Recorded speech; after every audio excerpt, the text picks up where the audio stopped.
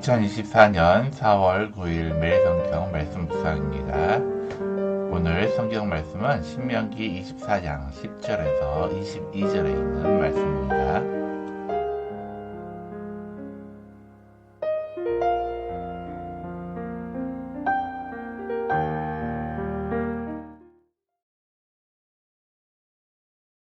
네 이웃에게 무엇을 구워줄 때에 너는 그의 집에 들어가서 전당물을 취하지 말고 너는 밖에 서 있고 너에게 꾸는 자가 전당물을 밖으로 가지고 나와서 너에게 줄 것이며 그가 가난한 자이면 너는 그의 전당물을 가지고 자지 말고 해질 때에 그 전당물을 반드시 그에게 돌려줄 것이라.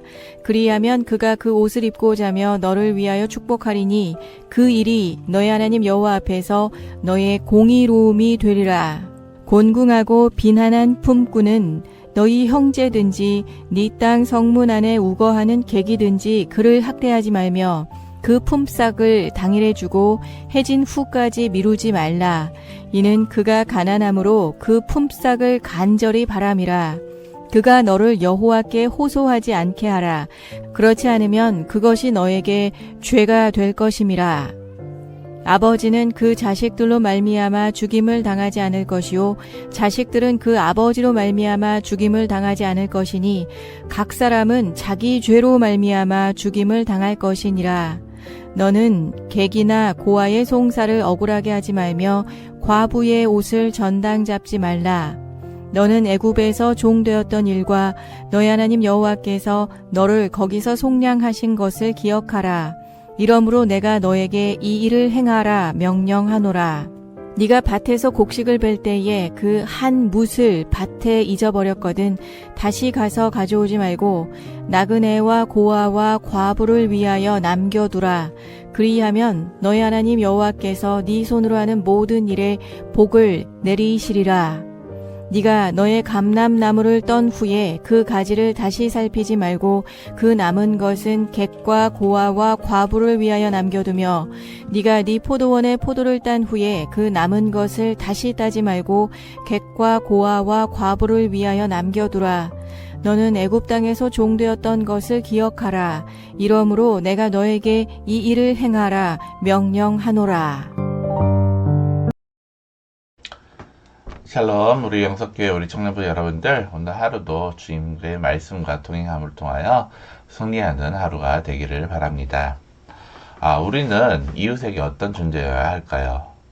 성경 약자를 돌보라고 당부하고 있습니다. 오늘 본문인 신명기 24장 10절에서 22절에서는 이스라엘 백성에게 삶에서 지켜야 만한 여러 가지 규정들을 하나님께서 명령하고 있습니다. 그 중에서 눈에 띄는 것은 사회적인 약자로 분류되는 나그네와 고아와 과부를 보살피라는 말씀입니다. 구약시대에 나그네와 고아와 과부는 약자들의 상징이었습니다. 그들은 의지할 곳이 없었기에 하나님께서는 특별히 돌보라고 명령하신 것입니다. 이를 통해 우리에게 성경은 몇 가지를 말씀해 주고 있습니다. 먼저 하나님의 구원에 대한 감사를 표현하라는 것입니다. 이스라엘 백성 자신들도 과거에 애굽에서 노예로 고통받았던 처지입니다. 그러나 하나님께서는 그들을 구원해 내셔서 가나안 땅의 축복을 누리게 하셨습니다.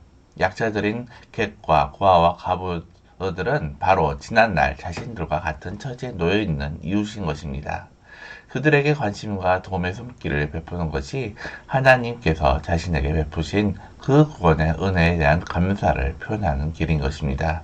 우리 모두가 누렸던 하나님의 그 크신 사랑과 구원을 기억하며 그에 대한 감사의 마음으로 약자를 섬기는 것이 중요한 것입니다. 또한 미래를 누릴 하나님의 축복에 대한 기대를 품으라고 하는 것입니다. 가난하고 약한 이웃에 대한 사랑과 자비는 하나님의 축복의 관건이 됩니다.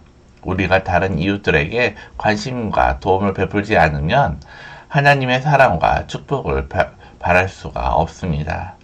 이웃 사랑의 실천 없이는 하나님의 축복의 통로가 막힐 수밖에 없기 때문입니다. 우리가 약자들을 돕고 사랑할 때 하나님께서는 그 사랑의 행위를 보시고 기뻐하실 것입니다. 그리고 그에 따른 풍성한 축복으로 갚아주실 것입니다. 우리가 이웃 사랑을 실천할 때마다 하나님의 미래 축복에 대한 기대와 소망을 가질 수가 있는 것입니다. 그리고 마지막으로 우리가 하나님의 백성이자 한 형제임을 강조하고 있는 것입니다. 비록 세상적으로는 가련한 처지에 놓여 있는 약자일지라도 그들 또한 하나님의 택하신 백성이며 여호와 신앙 공동체를 이루는 한 형제 자매인 것입니다. 만약 우리가 그들의 어려움을 외면하고 도와주지 않는다면 그것은 우리 자신도 하나님의 자녀가 아니거나 믿음의 형제가 되지 못했기 때문일 것입니다. 하나님께서는 우리에게 주신 축복과 사랑으로 인해 감사하고 즐거워할 때 또 다른 한편에서는 고통 중에 신음하는 형제가 없는지 살펴보라고 말씀하십니다.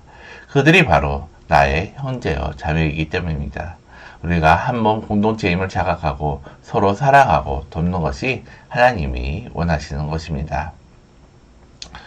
하나님께서 주신 사랑과 축복에 감사할 때 함께 고통받는 이웃이 없는지 우리는 살펴보아야 할 것입니다. 그들이 바로 나의 형제요 자매이기 때문입니다. 주변의 약자들을 돕고 사랑함으로써 우리는 하나님께 감사와 미래의 축복에 대한 기대를 품을 수가 있습니다. 또한 하나님 백성답게 형제 사랑을 실천할 수가 있습니다. 이웃 사랑은 우리의 신앙의 큰 실천이 됩니다.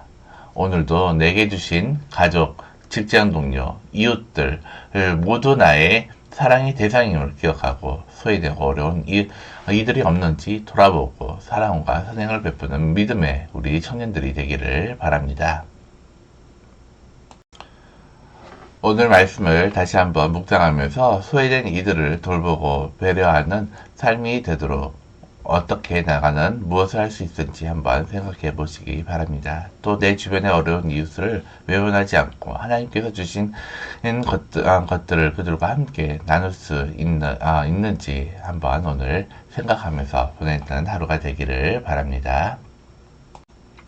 기도드리겠습니다. 하나님 아버지, 오늘 우리 말씀을 묵는 가운데 하나님께서는 우리 소외되고 어려운 이웃을 내버려 두는 것이 아니라 그들과 함께하며 그들을 보살피려는 말씀을 우리가 함께 나눴습니다. 그들 또한 하나님의 자녀임을 우리가 깨달으며 또한 우리의 형제여 우리가 함께할 이웃을 우리가 그들을 외면치 않는 마음을 우리에게 허락하여 주시옵소서. 오늘 하루도 주님께서 주신 그 마음으로 우리가 이웃을 함께하며 또한 살아갈 수 있도록 주님께서 함께 해주실 믿고 감사드리며 예수님의 이름으로 기도드립니다. 아멘.